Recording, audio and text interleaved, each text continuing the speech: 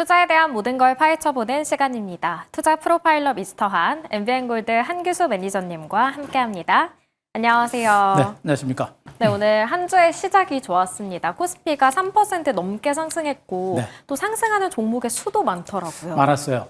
일단 지수가 4,000포인트로 회복한 것은 일단 시장이 좀 안정됐다라고 이제 표현할 수가 있겠고, 또 종목군들이 이제 모든 종목들이 동반해서 올라갔는데 지난주 급락에 따른 이제 기술적인 반등 모든 종목에서 나온 것으로 보시면 될 것 같아요. 그래서 제가 보기엔 내일 이후부터는 상승 종목 수가 많이 줄어들면서 앞으로 이제 시장을 이끌어가는 새로운 주도주가 나오지 않을까라는 그런 기대감을 가지고 있는 만큼, 자, 새로운 주도 탄생에 우리가 좀 더 집중하셔야 될 것 같습니다.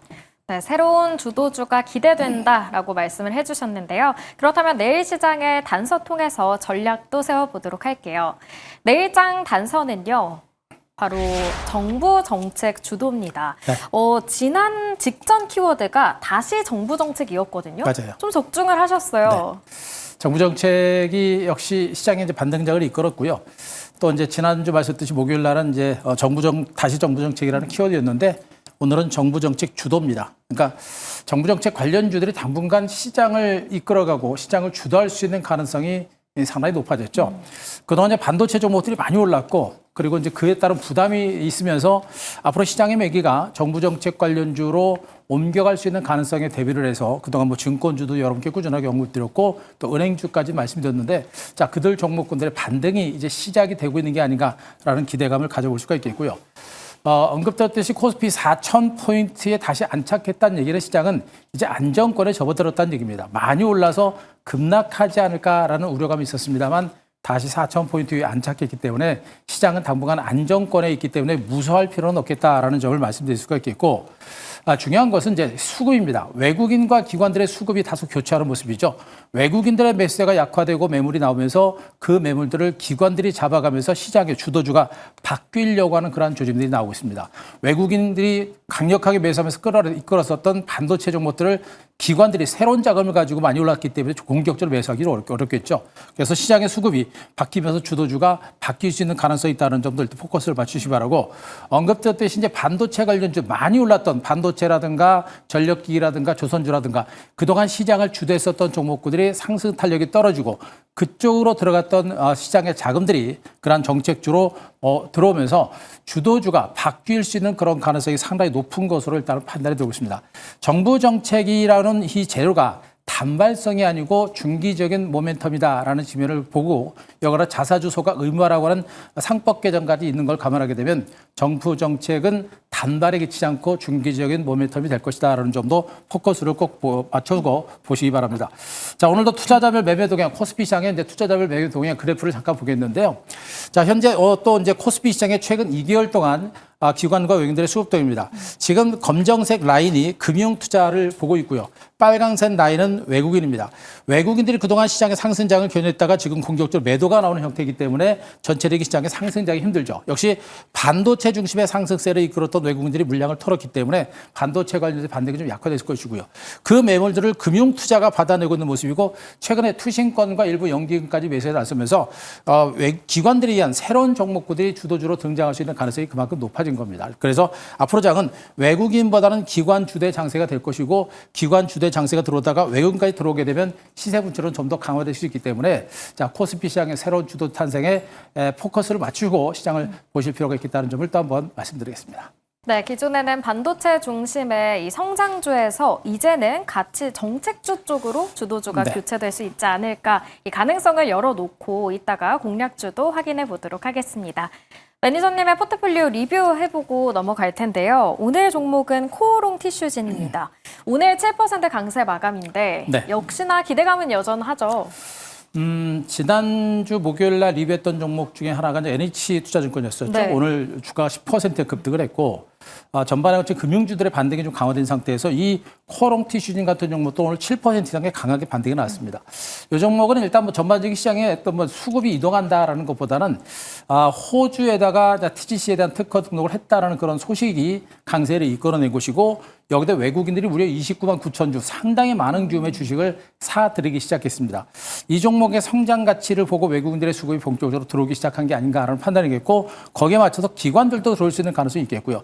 일단 주가가 모멘텀에 의해서 반등이 나오게 되면 수급이 상당히 강하게 호전될 수 있는 가능성이 높기 때문에 말씀드렸죠. 충분하게 바닥을 쳤고 바닥을 또 중간 바닥 치면서 저점을 높여가는 모습인데 한 번, 두 번, 세 번 펴서 장대 양봉을 세 번 세웠습니다.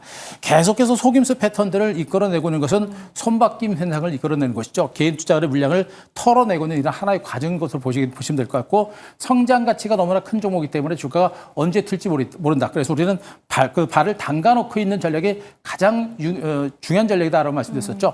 일단 시세가 나기 시작하면 시세가 상당히 크게 날 수 있는 종목이기 때문에 우리가 좀 더 관심을 갖자라는 측면을 말씀드렸듯이, 오늘 이 반등은 또다시 내일 주가가 음봉이 나고 좀 쉬어가는 과정들은 나올 수 있겠습니다만, 시간이 지나면 지날수록 상승할 수 있는 가능성은 높은 겁니다. 따라서 이 양봉은 우리가 던지는 것이 아니라 좀 더 적극적으로 물량을 매집해 들어가는 그런 흐름인 것으로 보고 있는 만큼, 자, 긍정적인 시각으로 여전히 보유전략과 함께 없는 분들은 매수 관점의 대응 전략은 유효하다. 이렇게 정리 한번 드리겠습니다.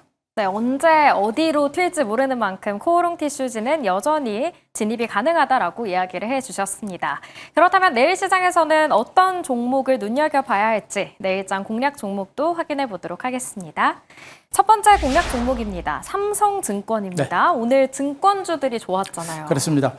증권주들은 지난주부터 해가지고 바닥에서 쫙 깔아놓은 상태에서 이제 반등이 시작이 된 건데, 정부 이제 배당소득 분리과세라고 하는 정책이 이제 본격적으로 시작될 수 있겠고요. 35%에서 25%까지 인하할 수 있는 가능성에 대해서 당정에서 얘기를 했다라는 얘기가 분명히 호재로 작용하는 모습이고요.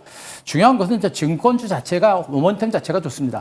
증시 화랑에다가 실적이 좋은 상태고, 여기다 정부 정책 관련주들 주주 완화 정책이 아직까지 본격적으로 단행되지 않았기 때문에 주주 완화 정책이 본격적으로 진행될 겁니다. 자사주 매입과 자사주 소각 의무화라고 하는 정책 자체도 이들 종목들한테는 호재가 될 것이고요. 가장 중요한 포인트는 이 정부 정책은요, 단발 일시적인 호재가 아닌 겁니다. 중장기적인 호재가 됩니다. 회사가 돈을 벌어서 또 자사주를 매입하고 소각하는 이런 행위가 반복이 되게 되면 주가가 장기간에 걸쳐 시세가 날 수 있겠죠. 지금 우리나라 증시에서는 금융주들 중에도 100만 원짜리가 많지 않습니다만, 아마 증권주라든가 은행주 쪽에서 조만간에 100만 원짜리가 나오지 않을까라는 그런 판단이어서 이들 종목에 대한 반등 가능성 우리가 충분하게 관심을 갖고 보실 필요가 있지 않을까라는 그런 판단이겠고요. 특히나 삼성증권 같은 종목은 퍼가 한 7배 정도밖에 안 되는 그런 모습이죠. 여기다가 최근에 대형 증권사들, 한국금융주주라든가 미래에셋증권이라든가 이런 종목군들에 비해서 주가가 상대적으로 못 올랐던 대표적인 대형 증권사이기 때문에 소외되고 못 올랐던 만큼 주가의 반등의 흐름이 강화되지 않을까 하는 판단입니다. 여기다가 증시 화랑 그리고 실적 호전, 정책 호재가 맞물려 있기 때문에 반등의 흐름이 본격적으로 강화되지 않을까, 이렇게 한번 기대를 해보겠습니다. 네, 삼성증권 기대가 많이 되는 종목인데 오늘 78,400원에 거래를 마쳤어요. 네. 가격 전략도 세워주시면요. 일단 주가 반등은 이제 시작이다라고 보셔도 될 것 같아요.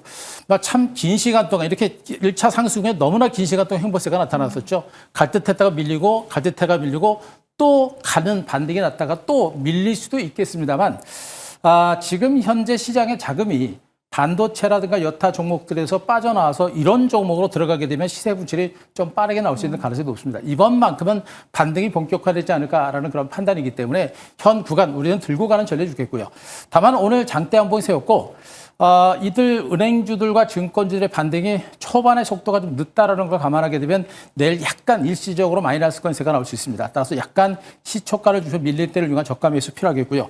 자, 목표가를 87,000원 제시를 드리고 손절가를 73,000원 말씀드리도록 하겠습니다. 네, 오늘 앞자리가 7, 8이었는데 목표가는 87,000원, 87까지도 바라볼 수 있다라고 이야기를 해주셨습니다. 삼성증권 공략해봤고요. 이제 두 번째 종목으로 넘어가 보도록 하죠. 두 번째 종목입니다. 바로 하나금융지주입니다. 네. 오늘 윗꼬리를 길게 달고 52주 신고가를 경신한 종목이에요. 강합니다. 지금 장중에 시초가에 강하게 올라갔다 막판에 밀리긴 했는데요. 지금 아까도 있습니다만 지금 은행주들이라든가 이들 금융주들이 100만 원짜리 종목이 거의 없죠. 그렇기 때문에 이제 은행주 쪽에서도 100만 원짜리가 하면 나올 것 같고, 그 대표적인 종목이 하나금융지주가 아닐까라는 그런 판단을 좀 하고 있는데, 언급됐듯이 지금 이제 시장의 하반기 증시의 상승 모멘텀이라고 하는 부분들은 정부 정책 정도밖에 없다라는 얘기고, 종목별로 개별적인 반등은 진행될 수 있겠습니다만 지금 현재 하반기 증시는 바로 정부 정책주가 하반기 증시를 이끌어가는 주도주가 될 수 있는 가능성이 높아요. 그렇기 때문에 은행주들에 대한 관심도 우리가 분명히 가질 필요가 있겠다는 측면이겠고, 하나금융주주도 퍼간 지 7배 미만 정도 굉장히 저평가된 종목이고, PBR 자체도 0.5배로 절대적으로 저평가된, 은행주들 내에서도 상대적으로 저평가된 그런 종목으로 보셔도 되지 않을까 하는 판단이겠고, 언급드렸듯이 역시 이제 배당소득 분리과세 그 세율을 크게 완화한 것은 분명히 호재다라는 측면이겠고요. 이런 정책 말씀드렸죠. 자사주 소각과 자사주 매입과 자사주 조각 그리고 배당소득 분리과세 이런 것들이 호재로서 꾸준하게 장기적인 호재로 등극할 수 있는 가능성이 높은 상태입니다. 여기다가 국내 증시도 여전히 저평가되고 이들 은행주들도 여전히 저평가됐기 때문에 앞으로 이제 추가적인 랠리에 대한 기대감들은 분명히 커질 수밖에 없는 그런 상태여서 자 분명히 자 이제 은행주들의 반등 탄력적이지 않고 변동성이 있겠습니다만 갈 수 있는 가능성은 분명히 높아지고 있다. 이렇게 보셔도 될 것 같습니다. 네, 은행주 중에서 하나금융지주 최근의 흐름이 좀 좋던데 네. 가격 전략 목표가 어디까지 바라보시나요? 일단 이 종목도 지금 은행주와 금융주들의 특성상 이제 분명히 바닥을 치고 이제 반등이 시작되고 있죠. 지금 나오고 있는 이 반등의 흐름을 보게 되면 다른 은행주들보다 탄력이 좀 강하게 붙는 그런 형태가 되고 있고요. 직전 고점에서 약간 밀리면서 내일이나 모레 정도 약간 흘러내리는 약간 눌리거나 하는 흐름이 나올 수 있는데 그 눌리는 흐름을 통해서 우리가 좀 더 적극적으로 매집을 하시는 게 좋겠고 대형주의 특성상 또 은행주의 특성상 급격한 상승보다는 점진적이고 완만한 반등에 대비하는 그런 전략이 필요할 겁니다. 말 그대로 가랑비어 쫓는 반등을 생각하는 건데 그러나 1차 상승 후 2차 상승이기 때문에 1차 상승 때보다는 탄력이 좀 강화될 겁니다. 그래서 내일 시초가를 통해서 조금 밀릴 때가 저가 매수, 내일 마이너스권 가능성이 있기 때문에 그 마이너스권 세율을 위한 저가 매수 필요하겠고요. 자, 목표가를 제가 11만 원 제시를 드리고 손절가 8만 8천 원 제시드리겠습니다. 네, 하나금융지주 가격 전략까지 세워봤습니다. 이번 주도 성공 투자를 또 해야 되잖아요. 네. 또 매니저님을 찾아가야지 성공할 수 있을 것 같은데 어디로 찾아뵈면 될까요? 네, 제가 오늘 무료 방송을 좀 진행을 했고요. 지금 시장이 굉장히 중요한 위치예요. 지수가 단기적으로 올랐고 쉬어가는 와중에 언급드렸듯이 시장을 이끌어가는 주도주가 바뀌는 초기 국면입니다. 요 구간에서 우리가 주도주를 놓치게 되면 또 다른 시세에서 또 소외될 수 있기 때문에 그 주도주에 대해서 오늘 무료 방송에서 집중적으로 말씀드렸고 그 안에서 관심 가질 만한 종목들 3종목까지 압축을 해서 말씀드렸으니까 자 유튜브 그리고 이제 네이버 밴드 가셔서 MBN골드 한규수 검색하시고 오늘 무료 방송은 꼭 한번 챙겨보시기 바랍니다. 네, 한규수 매니저님과 함께 신주도주 한번 잡아보시길 바라겠습니다. MBN골드 한규수 매니저님과 함께했습니다. 고맙습니다.